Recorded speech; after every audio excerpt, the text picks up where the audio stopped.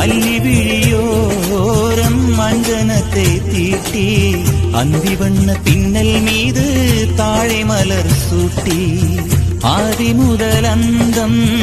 ஆபரணம் பூட்டி அன்னமிவள் மேடை வந்தாள் மின்னல் முகம் காட்டி கெட்டி மேளங்கொட்டிட மணப்பெண்ணை தொட்டு தாலி கட்டினான் மாப்பிள்ளை